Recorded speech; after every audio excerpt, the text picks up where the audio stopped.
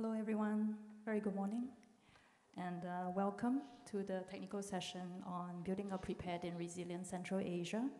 We're very delighted to have all of you here with us to discuss the critical issues of disaster risk, climate change, and other challenges, both in Central Asia region, but also beyond. And as we're all aware, climate change is becoming an increasingly visible issue, and countries worldwide are facing the challenges associated with it. Scientists have warned us that 2024 might yet be another breaking temperature record year for the second consecutive year.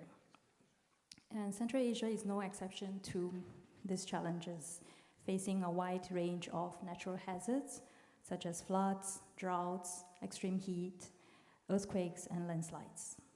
And these hazards pose a significant threat to the recent development gains in the region, affecting millions of people and causing substantial economic damages. In light of these challenges, today's session aims to raise awareness about the risks and challenges faced by the Central Asia region, which are also common to many other countries. We would also take today's opportunity to share with you some of the valuable lessons and insights that we have gained through the implementation of the EU-funded Strengthening Financial Resilience and Accelerating Risk Reduction program, which is implemented by GFDRR and the World Bank. Just a little bit about the program. The program focuses on improving financial resilience and risk-informed investments planning for all 5 Central Asia countries. Under the program, we have conducted capacity building workshops, a multi-hazard regional risk assessment, provided technical support on disaster risk financing, as well as social protection systems. So we hope the program at least has laid the foundations for greater resilience and risk reduction in the region. And very importantly, too, promoted regional collaboration amongst the 5 countries. Today, we will hear from esteemed speakers from Central Asia and technical experts who have worked on the program. They will present on various aspects related to how disaster preparedness and financial resilience could be strengthened, including institutionally, such as enhancing the regional cooperation, technically, about building evidence through risk assessment, and practical implementation aspects from the experience of Kyrgyz and Tajikistan. We hope that through the experience of Central Asia, you will also be able to take away useful points for your own country and for your own region. Now let me first welcome Mr. Gaetano Vivo, the Deputy Head of Capacity Building for Prevention and Preparedness Unit at the European Commission's Directorate General for European Civil Protection and Humanitarian Operations, DG ECHO, for his remarks and to help us set the scene for today's session. Mr. Vivo has 20 years of experience working on disaster and climate resilience, including in post-disaster and crisis situations. Previously, he worked for the World Bank as well as a team leader for various investment projects in LAC and Caribbean countries, and also with the Italian government. Please, Mr. Gaetano.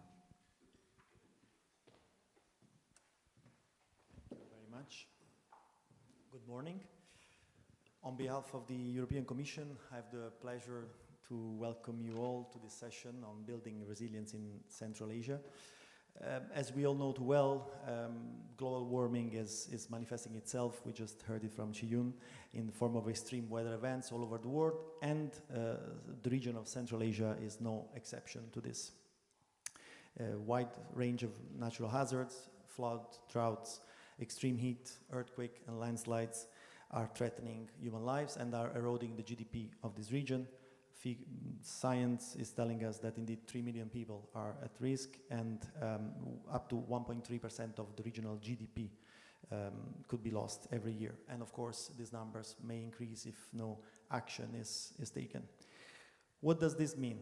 It means that we need to shift the approach. We need to move from a reactive approach to emergencies to a proactive risk management approach. And this starts by increasing investments in critical infrastructure, and this starts by particularly increasing investments in those infrastructure which are critical for emergency management. that help us preserve lives and livelihoods and ensure a resilient society.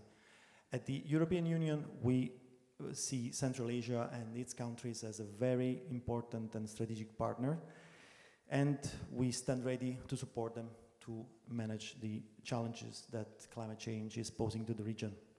In 2019, the EU adopted a new strategy on Central Asia. The strategy builds on several positive developments in regional cooperation and is supporting these countries to become more resilient, more prosperous, and interconnected. And in alignment with the strategy that we adopted in 2019, we partnered and funded the Global Facility for Disaster Reduction and Recovery, GFDRR, as well as the World Bank, to launch this program, strengthening financial resilience and accelerating risk reduction. It's quite a mouthful, in Central Asia. The activities are implemented in 5 countries, in Kazakhstan, Kyrgyz Republic, Tajikistan, Turkmenistan, and Uzbekistan. And the objective is to improve financial resilience and risk-informed investment planning in these countries.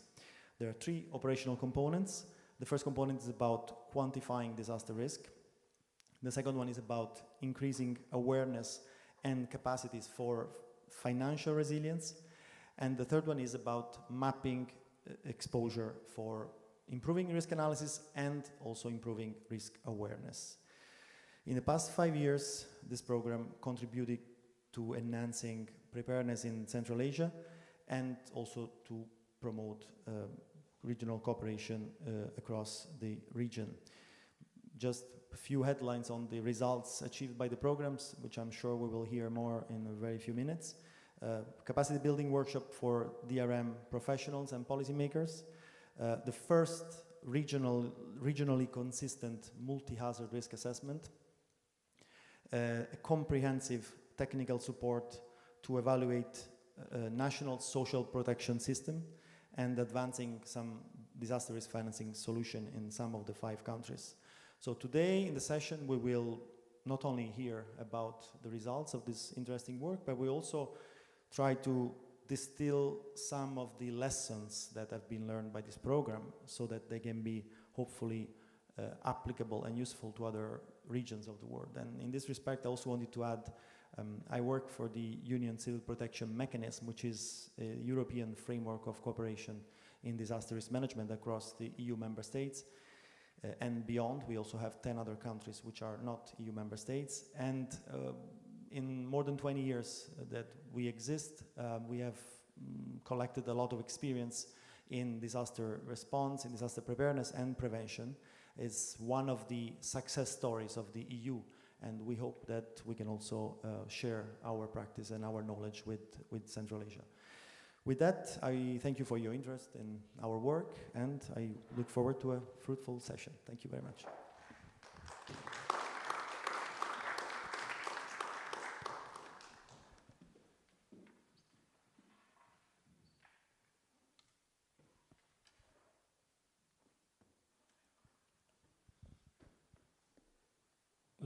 Ladies and gentlemen, while we try to get presentations running again, let me introduce myself. My name is Stefan Zimmermann. I work for JFDRR and I represent basically this organization, this tripart partnership between the European Union, the World Bank and JFDRR. Before I start, I would like to inform you that we have at the entrance a few sweets that colleagues have brought from the region. So if you don't take anything from this session, at least take some sweets on your way out. So I have the pleasure to moderate this panel discussion today, and the purpose is to hear from our experts their experiences over the last few years in their efforts in reducing risks to natural hazards, and to distill, as Gaetano has already said, the lessons from this work and share it with conference participants from around the world. We will touch upon the main outputs of the program, but we will also hear, of course, from colleagues from their comprehensive work that they have done in the region. And also we will focus a bit on what are the key next steps, what are they going, forward looking, what are they pursuing next. We have 4 panelists today, and we will start with presentations from each. I'd like to ask the speakers to, stay within around 7 to 8 minutes, so that we have afterwards time for questions from the audience. And let me then introduce first the first speaker, which will be Ms. Elvira Torebekova. She's the head of the Department for Emergency Situations at the Regional Center for Emergency Situations and Disaster Risk Reduction. She will focus in her remarks on the important aspects of international cooperation and regional cooperation in Central Asia, and how the program has helped institutionalize these capacities. The second speaker will be Dr. Stuart Fraser. He is a disaster risk modeling expert at JFDR and the World Bank, and he will talk about the specifics of this first regionally consistent risk assessment for Central Asia. The third speaker will be Mr. Marat Pirnazarov. He is the chairman of the Service for Regulation and Supervision of the Financial Market. This sits under the Ministry of Economy and Commerce in the Kyrgyz Republic. And he will share his experiences with disaster risk financing initiatives in the countries and the progress they have made there. And last but not least, we have Mr. Jamshed Kamalzoda. He is the representative of the Committee of Emergency Services and Civil Defense in Tajikistan, and he will present the national situation there and how the program has helped influence and shape national priorities and targets. If you're interested, please also go to the conference app. There you will find much more detailed biographies about each of the speakers. So without further ado, I would like to invite Elvira to come here and share her presentation. All the presentations will be in English, except for the last one, which will be in Russian.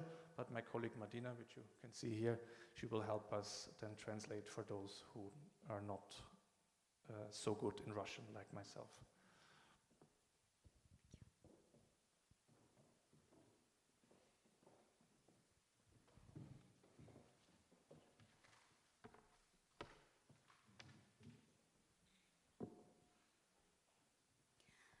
Good afternoon, everyone. It's my pleasure to be here today, and I'll try to be short. First, I would like to tell a little bit about the center. In the office of the center in the Kazakhstan, Almaty city. And center is opened in 2016 as a permanent interstate body, international organization, which is created to provide an effective mechanism for disaster risk reduction. And the center acts as a regional hub for facilitating collaboration among Central Asian countries. The second status of the center is a secretariat of the regional forum meeting of the heads of emergency authorities of Central Asian countries. And since 2018, the center has the status of the regional resource center on monitoring and implementation of the Sendai framework for DRR. And the last status is the affiliated member of the International Civil Defense Organization, ICDO. And one more status is the Regional Scientific and Technical Council. The center is a secretariat of this council, and it's an expert advisory body of the regional forum meeting of the heads of emergency authorities of Central Asian countries. And it's created to strengthen regional scientific and technical cooperation among emergency authorities of Central Asian countries, international and non-governmental organizations, scientific and educational institutions in disaster risk reduction. And you can see 3 members are appointed by the emergency authorities of Central Asian countries, and including national focal points of Sendai framework. One of the objectives of this council is develop scientific and technical proposals and give conclusions and recommendations for international programs, projects in disaster risk reduction. And you can see in total 15 meetings were conducted within the framework of the World Bank program, Strengthening Financial Resilience and Accelerating Risk Reduction in Central Asia, funded by the European Union. And after each meeting, the experts gave their expertise regarding the reports which had been implemented by our colleagues from consortium. And the next slide. As for the institutionalization of the regional cooperation in disaster risk reduction in Central Asia,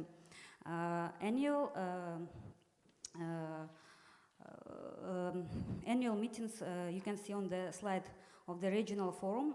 It's a meeting of the heads of emergency authorities of Central Asia, ministers or chairmen in some countries, and it's a mechanism for strengthening regional cooperation in Central Asia. There is a 5 meeting have been conducted. The last one was in Kazakhstan last year, and this year it will be in the August in Kyrgyz Republic. And in this slide you can see the main outcomes of this forum, but I will note that the most main. Each minister knows his own risk in his country, but the center developed the regional disaster risk profile of Central Asian countries, and it was noted the transboundary natural disasters. And after that, based on this risk profile, a strategy for cooperation in disaster risk reduction between Central Asian countries for 2030 years has been developed. And according to the UNDRR opinion, it's a unique strategy in the region. After this, further roadmap for the implementation of this strategy also has been initiated and adopted. And next, in other slides, I will talk about rest of outcomes of the forum, because it's much. And 23 activities of the roadmap for the implementation of the strategy are completed. It was for 23-24 years. And we support that after the forum, ministers signs protocol, and protocol with deadlines. It's not declaration, and it includes specific commitments, and these steps should be completed. Because of that, we think that this roadmap was finished timely for 100%. And at present, a draft roadmap for 25-26 years is being formed, and it will be presented at the upcoming regional forum in Kyrgyzstan in the August of this year. And now I'll be short, just on this next slides. You can see the strengthening the regional cooperation in Central Asia through the collaboration with ICDO. It was conducted trainings for divers, for canning services, and for drones operators of the emergency authorities, Kazakhstan, Uzbekistan, for all 5 countries of Central Asia. And the result of this training, you can see the rescue operations in Turkey. 5 units which participate in the training, they participate in the rescue operations in Turkey, and we consider that is a good result of this training. And for example, dogs of canyon service of the Kazakhstan had no skill before this training how to find crops, but after this training they had this skill. Oh, yeah, okay. And this is also capacity building with the support of British company Map Action. Also, it's mapping in emergencies. Also, this JICA workshop on seismic safety for all 5 countries. It had been this year. And also, the center is implementing the regional project GIZ, Climate Risk Management. And the main goal is to create technical solutions for transboundary early warning system for hydrological disasters. And now, for today, we have the main 3 regional initiatives of the center. It's a creation of a regional emergency response coordination center in the Central Asia, like similar centers in Brussels and in AHA Center. The second is make the digital atlas of natural and man-made transboundary hazards. It's to strengthen preparedness to the disasters. And the third is the establishment of the regional early warning and mutual notification system for disaster threats. It's integration of the early warning systems of 5 countries of Central Asia. Because, yes, transboundary emergencies, they haven't any borders. And this our work initiates about the early warning system. I would like just to finish. In 2021, the center took measures to improve the existing earthquake early warning system in Kazakhstan by integrating with the seismic sensor system of Kyrgyzstan. And this collaboration resulted in development of the prototype of seismic monitoring systems, and it was presented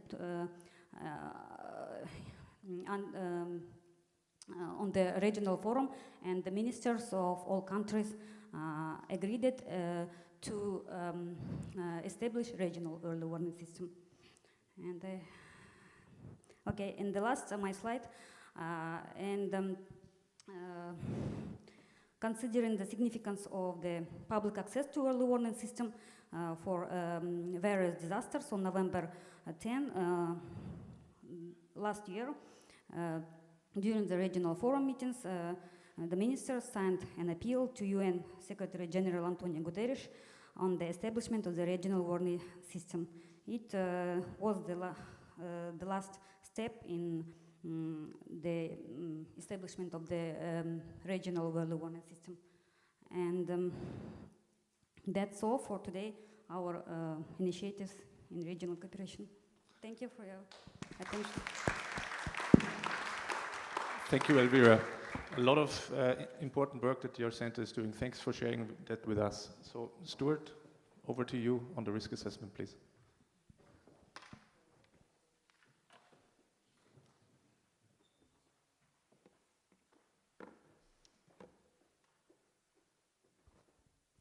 Okay, so I'll just give a brief overview of the regional risk assessment we did as part of this project this morning. It'll be very short and a high-level overview, but we'll give a sense of the work that was done.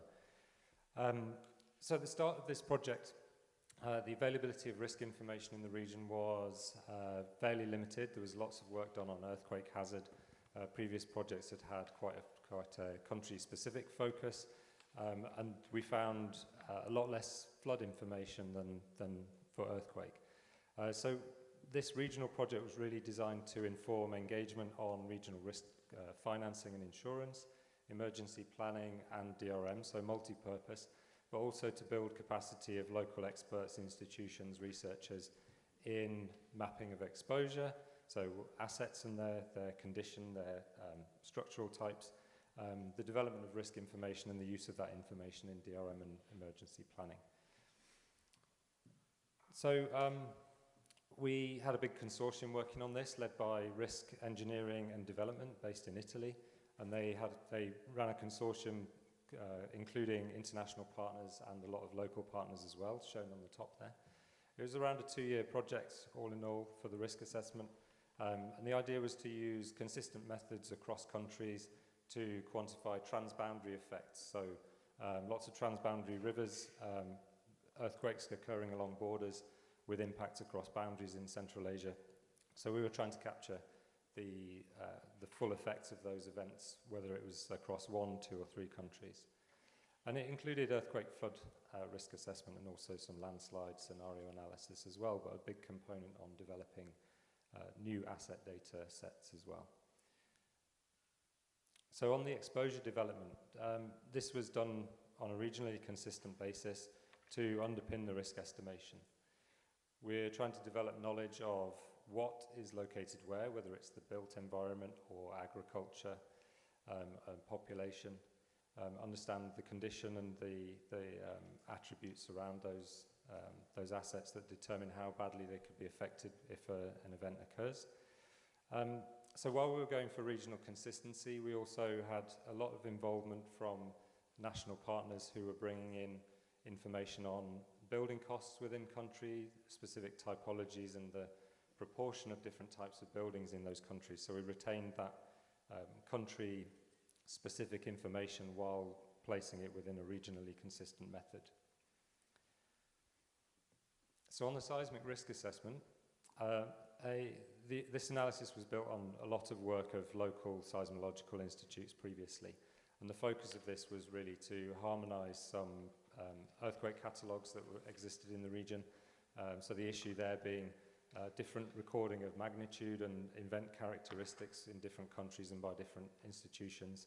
So the consortium harmonised that to provide a new regionally consistent catalogue, and that was used to develop a new earthquake hazard model. Some work was done also to build new vulnerability information for the different typologies found in the countries. So bringing together lots of different studies to see what a consistent view of vulnerability might be across that region. And that risk assessment pulled out information on economic losses, population affected by country, at the oblast level and at the regional level as well, for extreme events, for frequent events and for annual average impacts as well. Also, the results were split out by sector as well, so we can look at the influence of residential versus transportation versus education on and see where the most impacts were. The similar process was carried out for the flood risk assessment. This was done for river flooding as well as surface water flooding. As I say, across transboundary systems, including the effects of the many dams that exist in the region. We looked at hazard according to, in the undefended case, so not considering flood protection, also making assumptions around what protection there was along the rivers. So we produced an estimate of the defended case and various flood scenarios as well. And there were flood vulnerability curves developed on a very detailed level, looking at the effect of flood on different components of different buildings within the region. And again, we estimated the direct damage, fatalities by sector, oblast, and different geographic aggregations. There was a regional landslide scenario assessment done with local partners, bringing together lots of geospatial information, specifically looking at the potential for landslides to dam rivers and looking at the exposure of roads and rail and buildings. And there were specific analysis of scenarios on particular transboundary routes and key reservoirs as well within that analysis.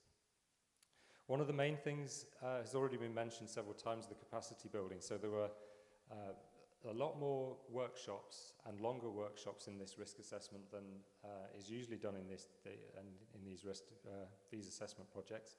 These included tutorials given by the consultants, hands-on activities to get familiar with some of the processes and the data sets being developed. Each workshop built on the previous one, so there was that exchange of knowledge gradually through the exposure, the hazard, the vulnerability, the risk process, but also crucially bringing insights from the local experts into building those risk data sets. So clarifying the types of buildings, the types of bridges, for example, in a particular region, and making sure the data that we were developing really captured the local specific conditions. So some of the applications have already been talked about as well in terms of policy. Within the project, we have used the risk assessment for funding gap analysis, for investigating risk financing and insurance options, and those are available for each of the countries as part of country summaries. We've provided the data on the World Bank data catalogue, as well as working with Map Action and CES DRR to put that on the regional system as well, so all the data is publicly available.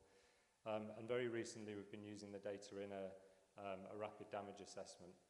James is at the back of the room here, and he's been doing a very timely flood assessment for the floods that have been occurring in the last few months in Kazakhstan. So the data from this risk assessment has already been used and is available for use in those types of responsive analytics as well, in assessing those effects. So I'll finish up there, but hopefully that gives a brief overview of what's been done. As I say, the data and all of the reports are available openly. I'm happy to talk more in detail about any of it at the end as well. Thank you, Stuart. May I now invite Mr. Pirnazarov to present on the Kyrgyz Republic, please.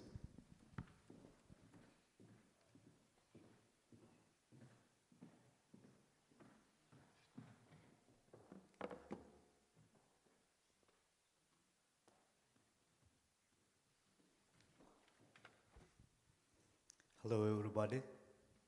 First of all, let me to thank the organizers, especially the World Bank, for the opportunity to take a part in this event and learn about valuable experience in the functioning of disaster prevention and protection systems. I would like to give you a brief information about enhancing financial resilience to natural disaster risks in the Kyrgyz Republic.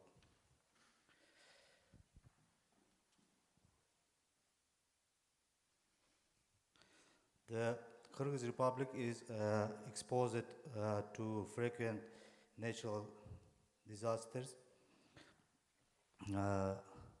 Losses from natural disasters are expected to have high impact on people, livelihoods, and government finance in coming years.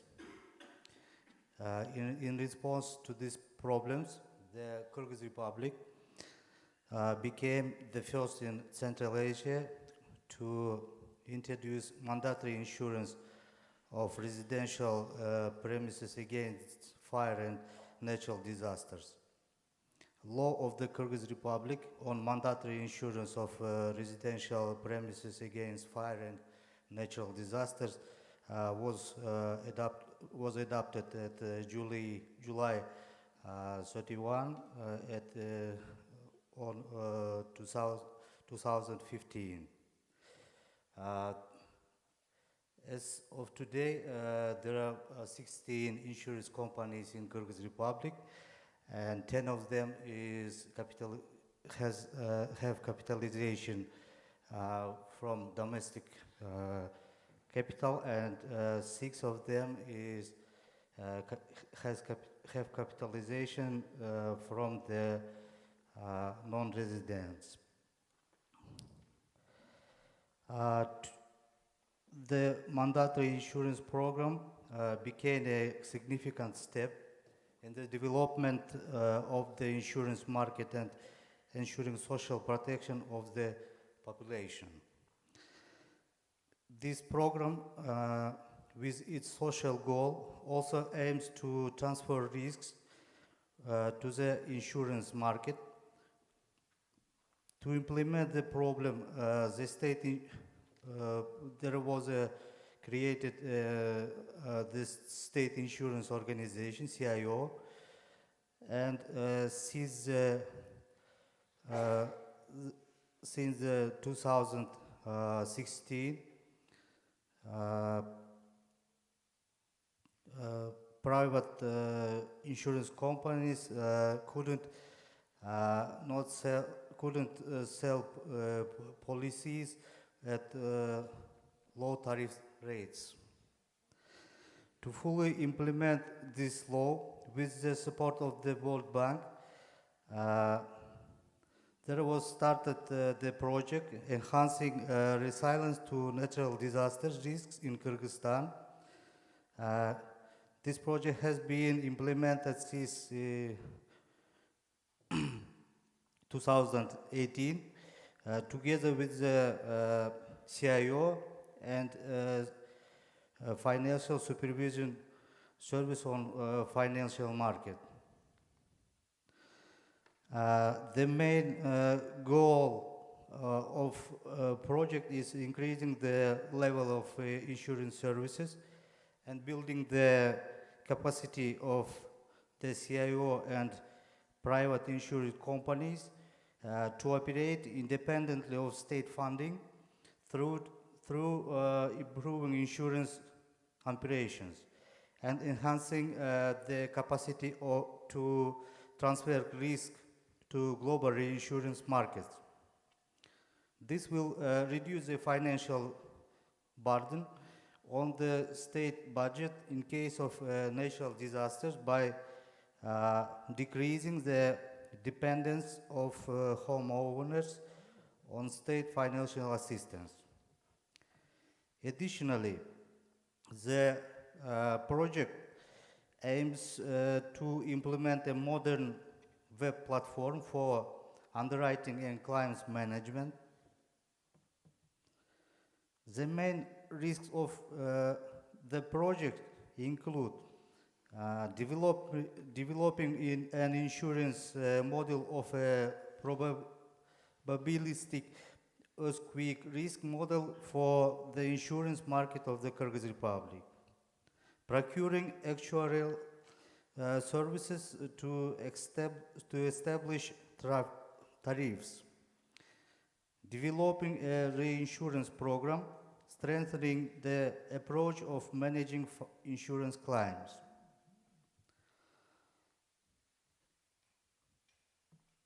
The challenges in implementing disaster insurance program is a risk for the government. The disaster insurance program represents an implicit contingent liability for the government. In the event of a major catastrophe, according to World Bank estimates, the program could lead to losses exceeding 16 million, which the state insurance organization would be unable to cover. The private sector is not part of the program and therefore doesn't bear such risk. Low penetration is the next challenge. Since the launch of the program in the Kyrgyz Republic, only 11% of the population is insured. Also, the next challenge is risk management at CIO.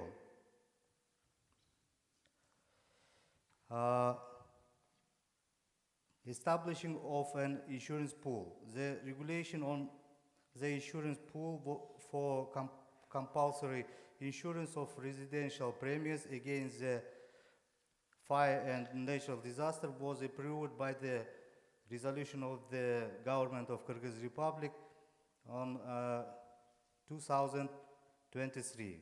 The insurance pool for compulsory insurance of residential premises against the fire and natural disaster is an association of insurers that is not a legal entity and is created with the aim of implementing the program of compulsory insurance of residential premises against disasters. And at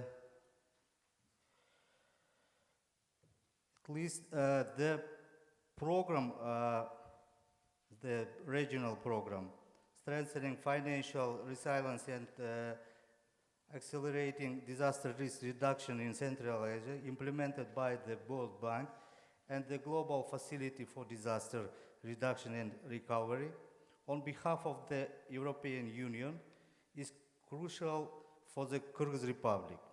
In the face of frequent natural disasters and vulnerable infrastructure, the country urgently needs to improve its understanding and quantitative assessment of climate and natural disaster risks. This will allow for more effective identification, evaluation, and modeling of threats. Increasing awareness and strengthening financial resilience at national and regional levels will create fundamental opportunities for disaster protection. Collecting and utilizing new data on the susceptibility of assets to risks will improve risk analysis and management, contributing to increased readiness for natural disaster, reduced risks, and ensuring adequate financing. Mr. Pianatsarov, may I Thank ask you. you to... You're done? Yes. Perfect. Thank you very much for your insights about the Kyrgyz Republic. And last but not least, Mr. Jamshed. Mr. Jamshed Kamolzoda, please.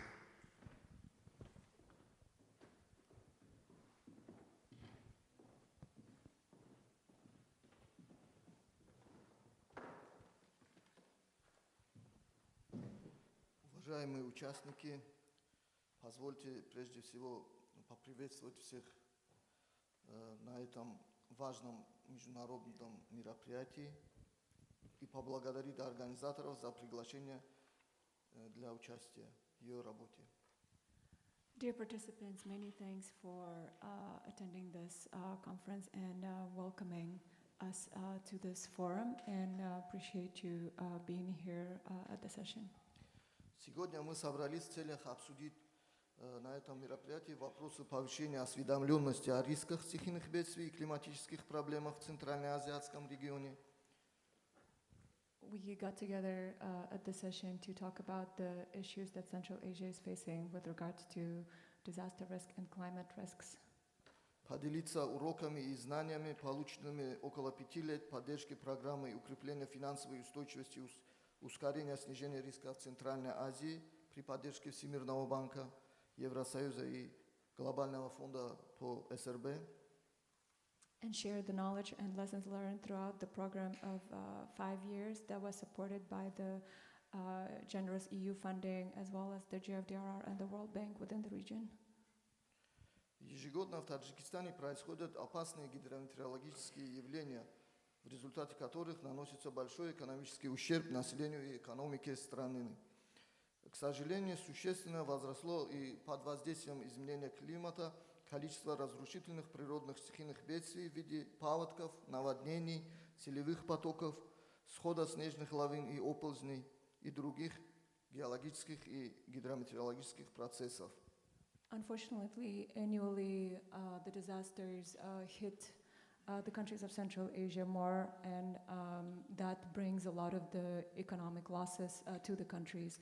With the exacerbation of the climate change, the disasters increase in its frequency, including floods, avalanches, mudslides.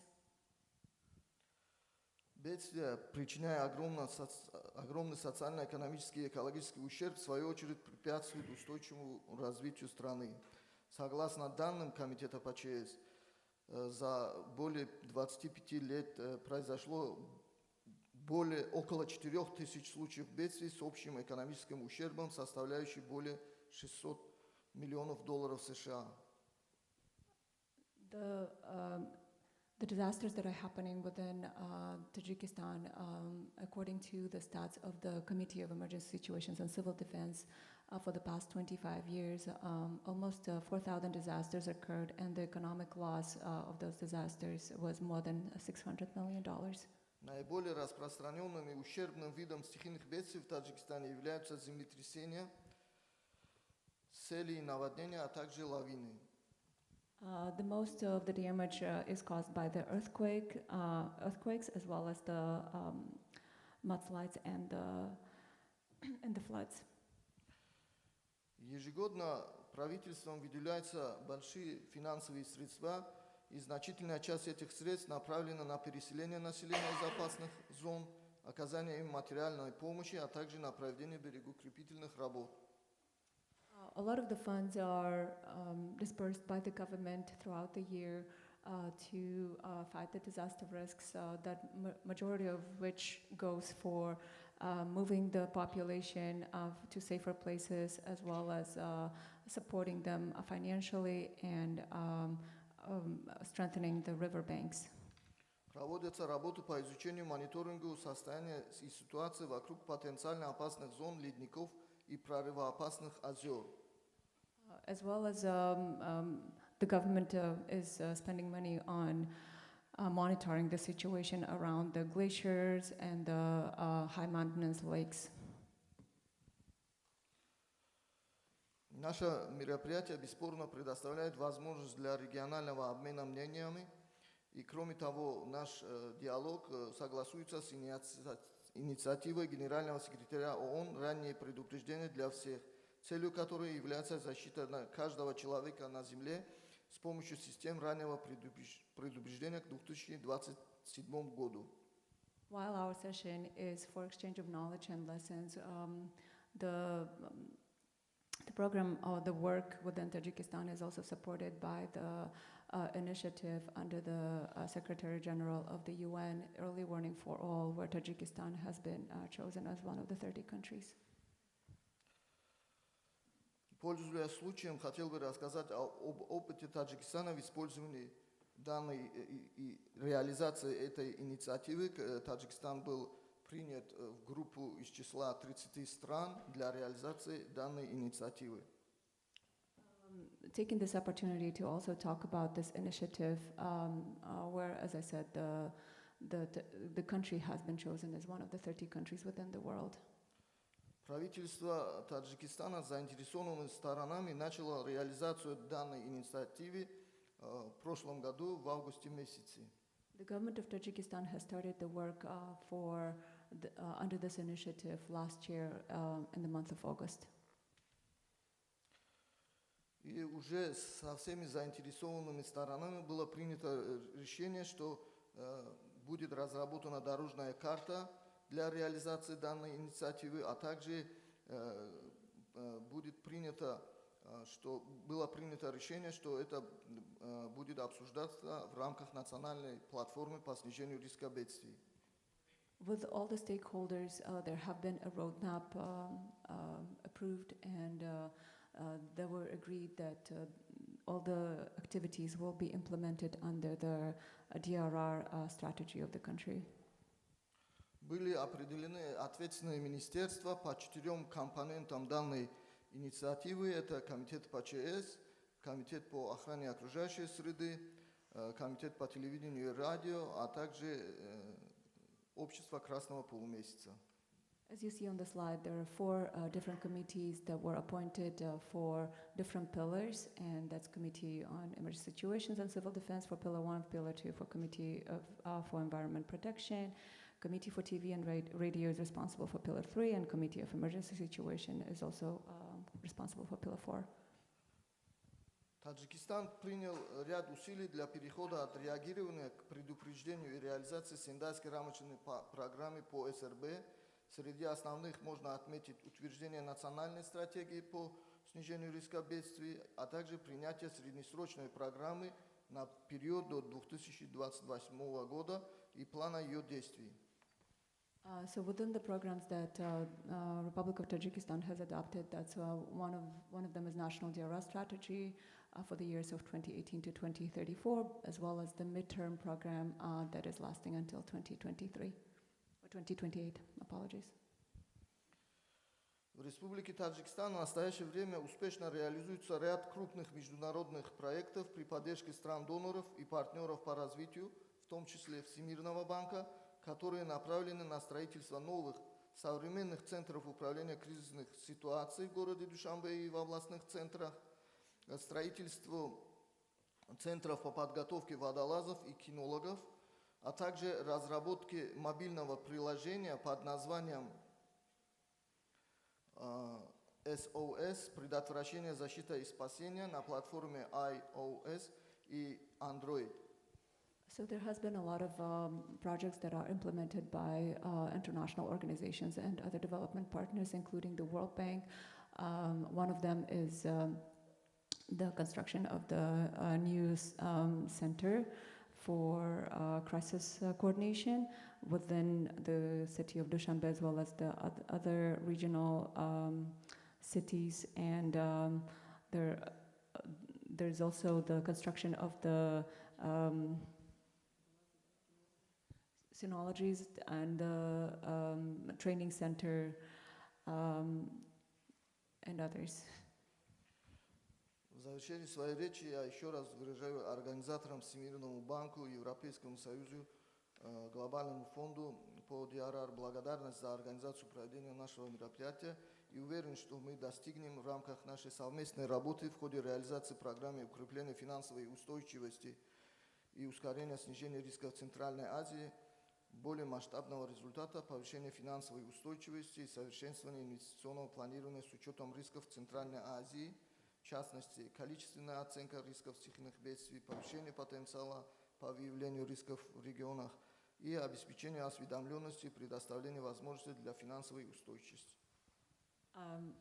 As one of the past speeches, there was also the mobile app that is developed by the government of Tajikistan, which you see on the slide.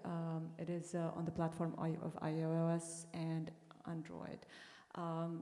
Taking this opportunity to thank the World Bank and the EU-funded program Strengthening Financial Resilience and Accelerating Risk Reduction for all the work that has been done, and I hope that we can continue improving in the disaster risk assessment as well as using the results of that assessment and continuing on supporting the region through disaster risk financing programs. Thank you. Желаю всем плодотворной работы. Спасибо за внимание. Have a great day and a productive sessions. Have a great one.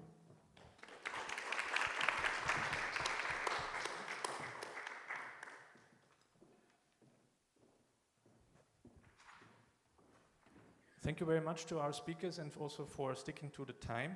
So we have about 10 minutes left that we can use for questions and a round of discussion. So I would like to open the floor already to you if you have any questions that you would like to ask our panelists. If so, please just raise your hand so that we come to you with a microphone. Are there any questions at the moment already from anyone? If not, I have prepared a few, but I'm not known for, asking a lot of intellectual questions, so maybe it's better if you do them, but if not, if you think it's better, I can maybe start with the first round to break the ice. Last chance? Okay. Maybe I start with our first panelist, Elvira. You have presented a lot of interesting initiatives, so it seems to me regional cooperation or international cooperation is no problem in Central Asia. I assume there are some challenges still. Could you maybe elaborate a bit on if there are challenges or what are good practices in order to come up with such a action plan that you have? With a lot of actions, you're very good, and you said you completed 23 of these actions, so 100%. Can you give to our audience any examples of good practice or challenges and how you overcame these challenges and what the center maybe does in order to facilitate that? So if you could elaborate on that, that would be appreciated.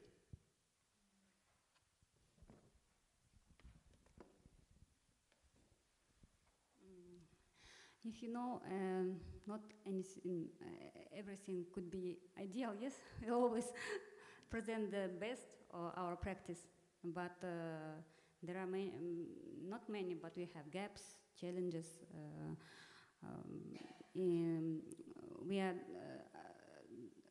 I represent the regional organization, and sometimes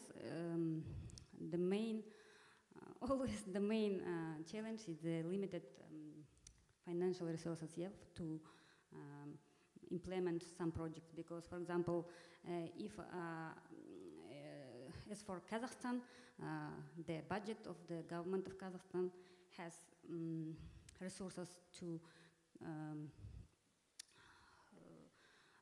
for example, to develop the some early warning system of Kazakhstan, but we don't have right or legislation, yes, to give some finance for regional projects, and because of that, we have a region of 5 countries with similar disasters, and sometimes it's very like are stopping our work, and I think the decision of this is to mobilize support of maybe international organizations like developing partners, and also I think we should have facilitate inter-agency collaboration. It's also the one challenge, because, for example, we have some project with droughts in this country, project in Kazakhstan, and it was no concrete protocol of disaster response, I mean drought response, because the Ministry of Agriculture, Ministry of Water, we have now a new ministry, Ministry of Ecology and Forecasting, it's Ministry of Ecology, for example, yes. Response, it's Ministry for Emergency, and the same, it's very, I think, large work in front of our region and countries. And also legislation framework, because we have some research with the support of IFRC, and the result of this research, it was gaps in the national legislation of countries, and its recommendations are prepared after this research, and first of all, we should harmonize and the national legislation to the international standards. Thank you, Elvira. That's a very good insight. So I understand technical gaps, funding gaps, legislative gaps, so there's still a lot of room for support that is needed. So, very good, we have a question. Let me bring you the microphone maybe. Short question. Yes, thank you. Do you foresee in your region the development of something similar to the European Civil Protection Mechanism of cooperation to respond, to prepare, and so on? So do you see something evolving towards such a mechanism between your countries?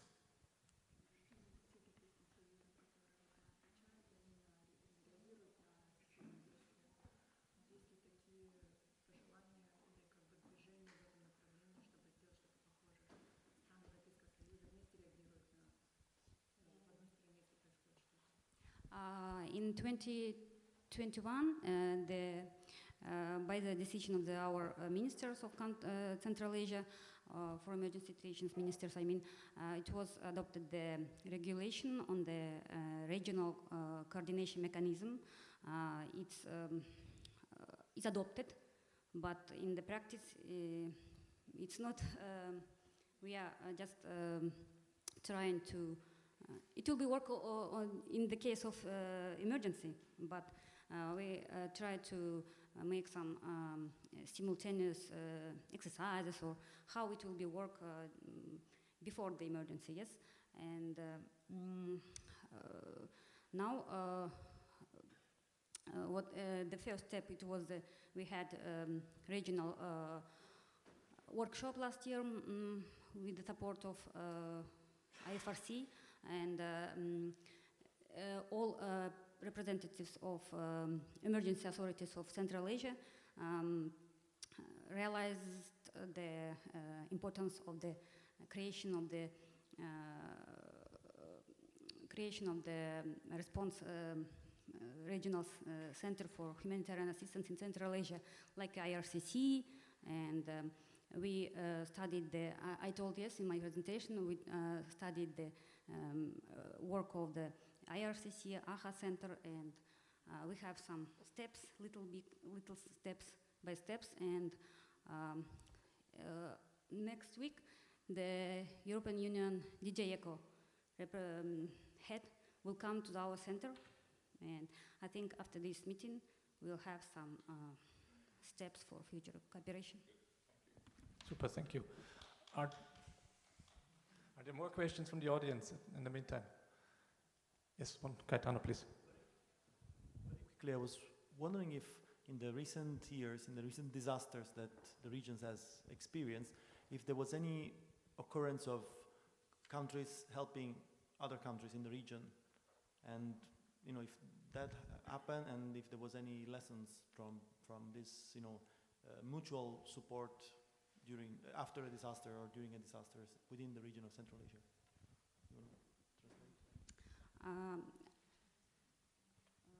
Я поняла вроде, какие были на практике, да?